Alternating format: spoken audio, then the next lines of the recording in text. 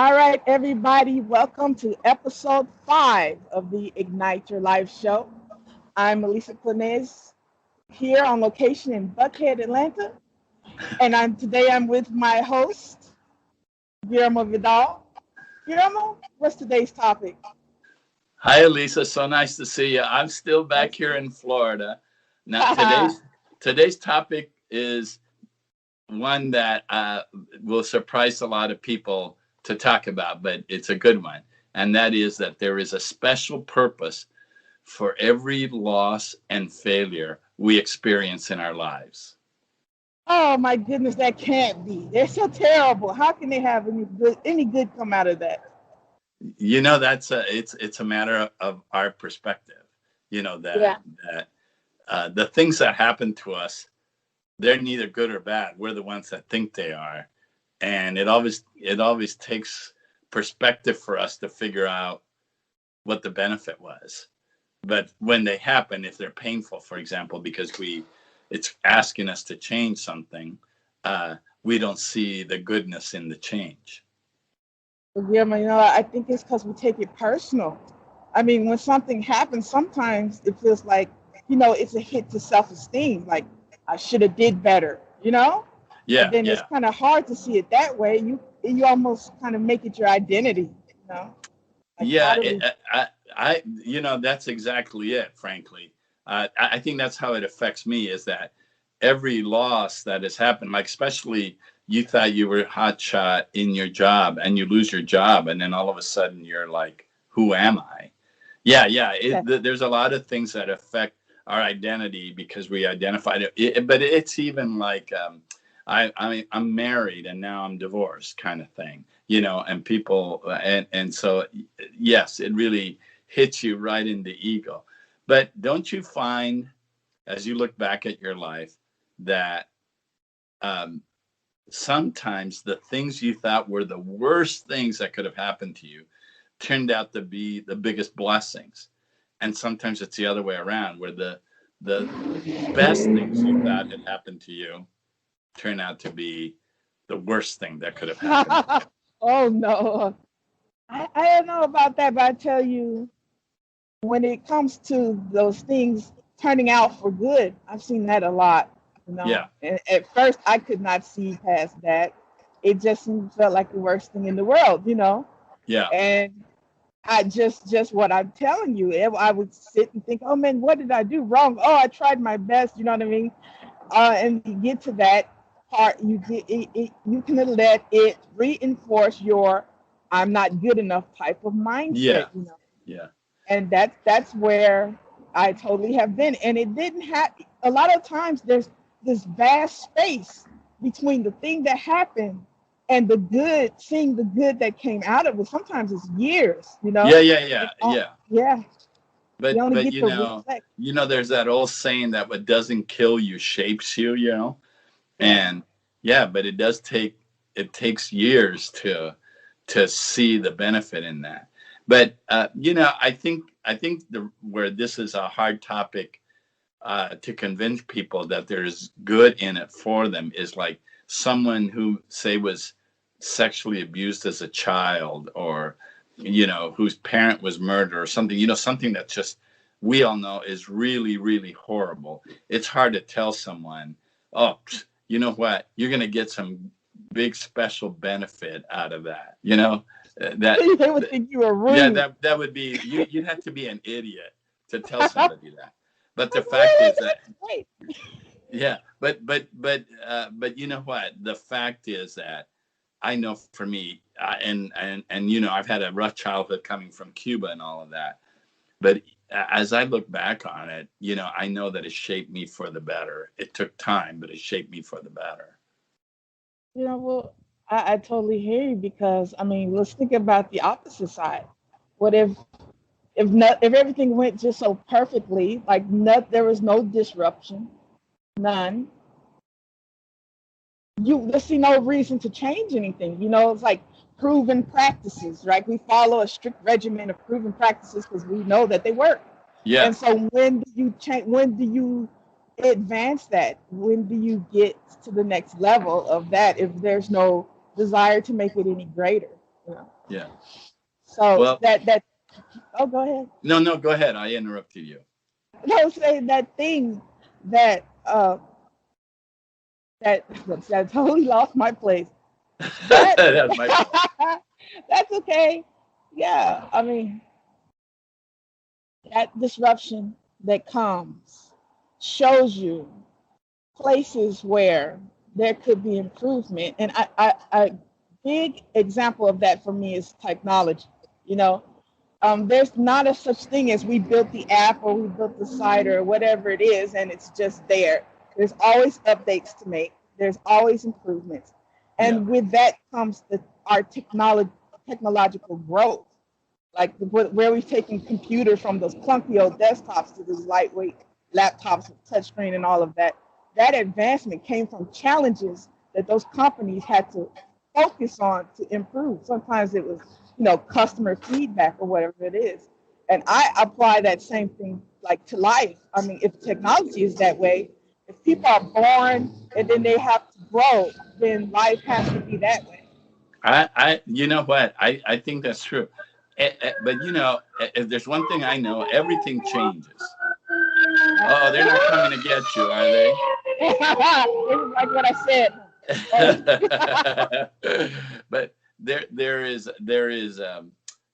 we know everything changes. Everything we see changes. Yet it's a human expectation that we think when things change, it's horrible. It's like we so long to be just secure and our life predictable, and that's just not the way of life. It just doesn't happen that way at all. So at least it certainly hasn't happened in my life. But Most you people also have said something. goals. Yeah. Yeah, yeah. You also said something that I think is really important, is that when we let go of the old, maybe we didn't do it willingly, but there's a change, whether it's technology or a wife leaves us, or we get laid off or whatever, that we don't see the good in it until we let go of it. So what I've discovered is that every time there's a change like that, what it does eventually do is it opens me up to frankly choose to live whatever life I want. I'm no longer tied to the old traditions and responsibilities. Now, all of a sudden, I missed that for a while, which is normal. But now, all of a sudden, I realize, wow, you know what? I can choose differently than what I did before. I could do something completely different. I can create in a different way than I did before. So that's really important to remember, that we can be locked in into part of our lives, and then when that goes away, it gives us the opportunity to expand. It's almost like those things that hit are like a fork in the road, and you can choose which road you're going to take, but there's only two paths. Either you can see it from the negative light and stay stuck, in it for a while. And I think that sometimes when the positive outcome comes years later, it's because we delayed it coming with our own misperspective of it, you know. Or you can take the other side of the road and look at it as an opportunity for growth.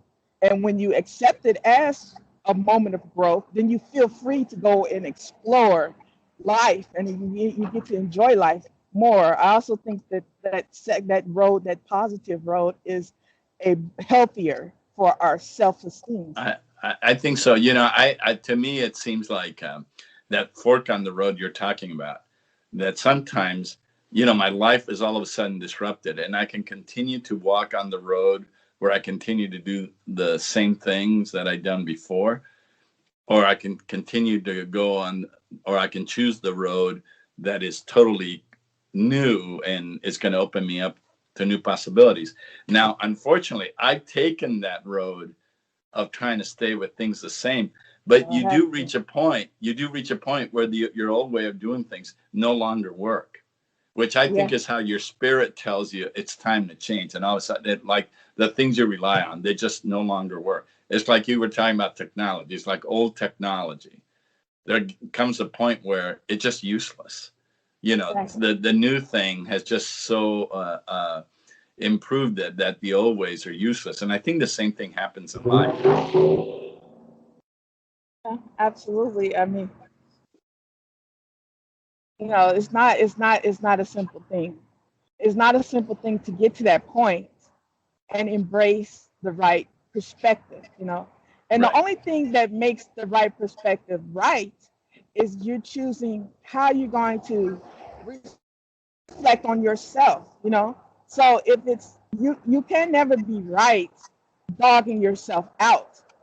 And if you did see the challenge as something as like a knock to say your professional standing or something like that, then taking that other road, taking the up road, allows you to reach that new level of professional. That's what then defines you as an expert. Yeah, I agree. And then I think too, in that same line of thought, is that, but if you are angry or bitter because of what you lost, you're never going to see the new path. So, and you're going to kind of be stuck on the old path. The other day, I was talking with some friends, and one particular friend told me about her girlfriend who had been divorced now for 12 years and was still angry and bitter about it. And she Mm. kept saying she just can't move on. She won't be able to move on. And I was Oh my. thinking, you know what? That's exactly right. When you hang on to the anger and hatred and revenge and want to get even, that just poisons your soul. You just can't get out of it. So you have to, as you say, go take the fork on the road, take the road that takes you in a different direction. 12 years is a long time to stay in chains about something. Well, it And is. Oh, that's a great way to say it. yeah, and because that you really make your own change in life, really, and there are invisible chains. Yeah. or you have the right to set yourself free. That's the way it is now, at least. Yeah, yeah, And I so think that's that's the right. weight you carry around. But I think that it's really about that emotional attachment to the thing. Yeah. When something goes wrong, sometimes some things, a lot of people have tolerance for things, they just adjust. But it's not like that for everything. Like maybe something they think is so valuable or weighty in their life, then they have a stronger emotional attachment to it. And when they've got that attachment to it, then it becomes difficult to look towards that path of advancement and growth, just Yeah. because they're so stuck on where they're at. Yeah, yeah, I agree. And we humans have capacity to endure a lot of pain, so we'll stay in a painful situation for years and years and years. There was a saying that I heard from someone, or maybe I made it up, I don't remember, but that it goes that you don't change until the pain of staying the same becomes greater than the fear of making the change. Oh, And for a lot of us who are stuck, like in the things you said, like when things mean so much to us that it's part of our self-image or our comfort or our security, we'll hang on to those things, and they become so heavy that the pain of lifting that weight every day, eventually we have to let them go. But it's too bad we wait that long. We waste a lot of our lives doing that. in many ways, we're trained to tolerate it. Yeah. That's supposed to be virtuous. That you're supposed to be patient. That's what a lot of parents try to actively instill in their children. What I mean? Like, oh, don't whine, don't complain. What I mean? Just take it as it is. You should operate in these substandard conditions, and not be the squeaky wheel about it. Yeah. But what is the outcome is exactly what you're talking about. I mean, Yeah. it's really not all of that great, but it's a thing that we have. Like it's a thing that's been in society to just take it, just be calm, bad service, don't go off, because I guess some people take it to the extreme, and they have this rage, or they can't stand whatever is coming their way, and not everybody takes it, I guess, as a knock to their self-esteem. They take it as them being a victim. You know what I mean? That Yeah. Yeah. it's Yeah. somebody else's fault, and Yeah. then how they treat that other person. So then now we become, just kind of bottle it in. Either way Yeah. we go, I see only one path out. Yeah, yeah. No, I agree. I agree. And I think that um, you know, patience is a good thing that we were taught that, but we're also taught inadvertently that we're not good enough, that we're not worthy, and sometimes we're patient in tolerating abuse or bad treatment. And when it comes to that, no, our parents are wrong. You should never be accepting any abuse or bad treatment. We're all worthy of a lot more than that. Oh no, I lost you. Are you there? Yeah, it's okay. You're still recording. I'm still recording. Yeah, Yeah. but anyway, I don't know. My pearls of wisdom. Yeah, they probably were recorded. But the what we don't understand is that the human condition is such as that our journey is to go through these trials and tribulations so that we can become better people. And Carl Exactly. Jung, the famous, Oh yeah. called the father of psychology, he says that we are forged in the furnace of tribulation. Big words, I know, but we are the heat of the suffering and the problems that we endure. That those are the forces that shape our lives, and I think it's a human condition. No one, I can care, look around, anyone, even look at the richest people in the world. They're suffering too. They're dealing with change and tribulation in their lives, and they have the same challenges you and I have of finding what is the special meaning in their losses and failures, just like you and me. I'll tell you another thing, impact that that can have is that it can keep a person for wanting to avoid any type of pitfalls, stuck, Yeah, not willing, not brave enough to take those steps. You know, it's almost like this is also the quality of courage.